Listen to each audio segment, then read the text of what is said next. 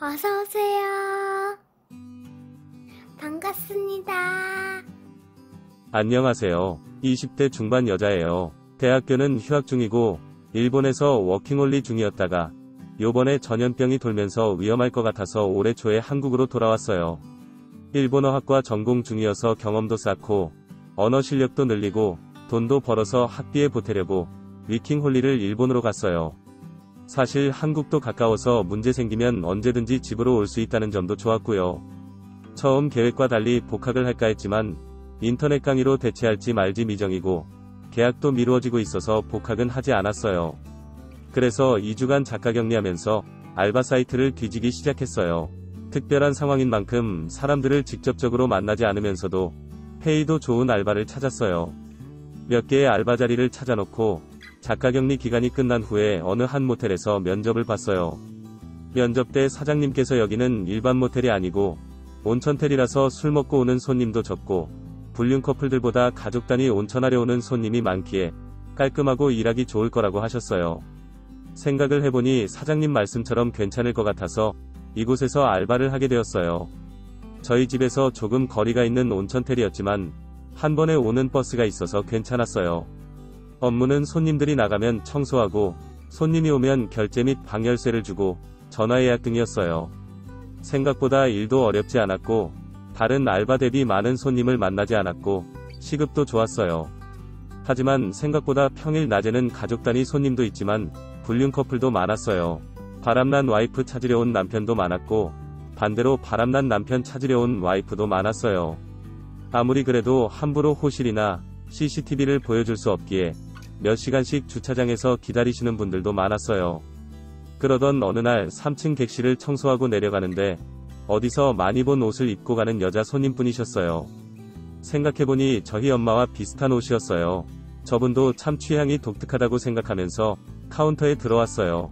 주차장에 갔던 그 여자 손님이 다시 들어오시면서 앞에 다른 차가 주차되어서 못 나간다고 차를 빼달라고 말씀하시는데 제 엄마였어요. 그것도 다른 남자와 같이 온 엄마였어요. 분명히 엄마는 어제 저녁에 친한 친구가 모친상 당해서 장례식장 간다고 나가셨는데 지금 제 앞에 서 있는 것이었습니다. 저도 엄마도 당황해서 할 말을 잃고 있는데 엄마와 같이 온 남자가 왜 안 오냐고 로비로 들어오셨어요. 차 좀 빨리 빼달라고 하면서 제 엄마한테 자기라고 불렸어요. 어이없게 웃으며 고객님 차에 가서 쉬고 계시면 차 빼어드리겠다고 하고 제 가방을 챙겨서 그냥 나왔어요. 엄마는 갈팡질팡하다가 그 아저씨 차에 탔습니다. 정말 어이가 없었어요. 여기서 제 엄마를 볼 거라고는 생각도 못했습니다.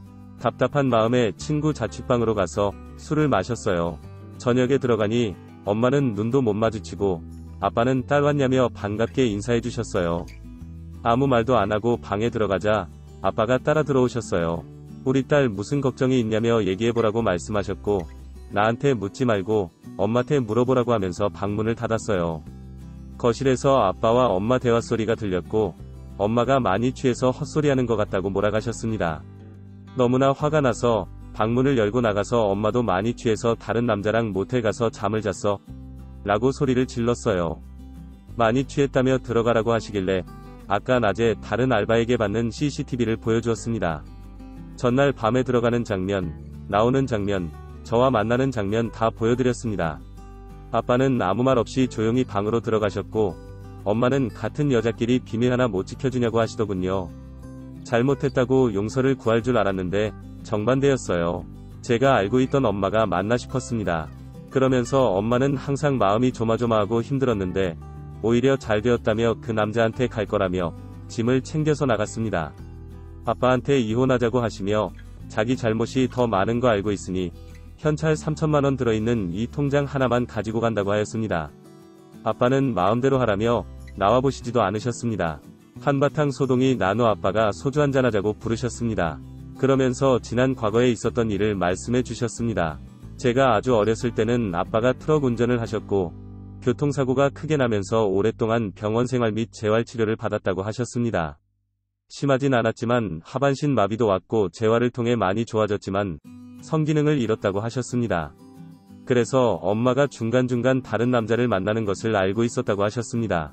그래도 몸이 외로워 단순한 바람이겠거니 하였는데 저렇게 나가는 거 보니 요번에는 그 이상인 것 같다며 엄마를 너무 원망하지 말고 보내주자고 하셨습니다. 너무 담담하게 말씀하시는 아빠도 미웠습니다. 하지만 몇 달의 시간이 지나면서 이혼도 끝나고 제 마음속 화도 식어가고 있었습니다. 머리로는 이해는 되지만 마음으로 용서하기 힘들었습니다. 엄마가 나간 지 3개월쯤 되어갈 무렵 저한테 잘 지내냐고 메신저가 왔지만 답장하지 않았어요. 아직은 아무 일이 없었다는 듯이 엄마를 볼 수도 얘기할 수도 없었어요. 답장이 없는데도 점점 더 자주 메신저를 보내시더니 그러던 어느 날 엄마가 집에 오셨습니다. 아빠가 회사 가시고 저는 알바를 나갔다 왔는데 저녁 밥상을 차려놓고 기다리고 있었습니다. 못 본 척하고 있는데 아빠가 퇴근해서 집에 오셨고 엄마한테 정중하게 나가달라고 하셨습니다. 엄마는 다 지난 일이고 정리했다며 다시 같이 살자고 그러셨습니다. 반성과 후회를 많이 했다고 다시는 그럴 일 없을 거라고 했지만 아빠는 완강하셨습니다.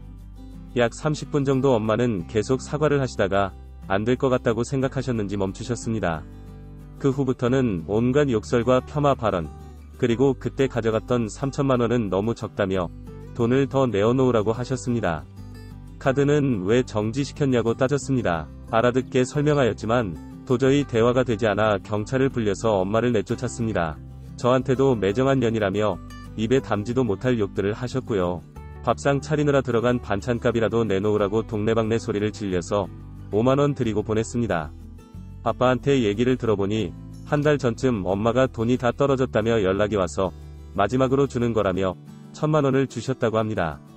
그런데 그것도 다 쓴 것 같다고 하셨습니다. 그래서 아빠가 주변 지인들에게 수소문해보니 바람난 남자는 엄마 돈 3천만원 가지고 도망갔고 엄마는 사채업자에게 돈을 빌려서 도박을 하다가 빚이 제법 쌓여가고 있던 중이었습니다. 도대체 엄마는 몇 달 사이에 무슨 일이 있었는지 완전히 다른 사람 되어가고 있었습니다. 아빠가 당분간은 엄마랑 연락하고 지내지 않는 게 좋은 것 같다고 하셔서 그렇게 하겠다고 하였습니다. 그 후로 몇 번 더 찾아오고 경찰 부르고 쫓아내는 일이 있었습니다. 모르는 번호로 전화해서 다짜고짜 욕하며 돈 달라고 하기에 요즘 모르는 번호는 아예 받지도 않습니다. 이제는 엄마를 이해하고 용서하는 것은 못할 것 같습니다. 연락처도 바꾸고 이사를 가야만 모든 것이 끝날까요?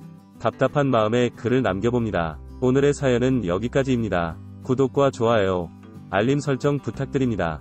긴 글을 읽어주셔서 감사합니다. 구독과 좋아요 꾹꾹 눌러주세요. 꾹꾹. 알림 설정도 꾹꾹 눌러주세요.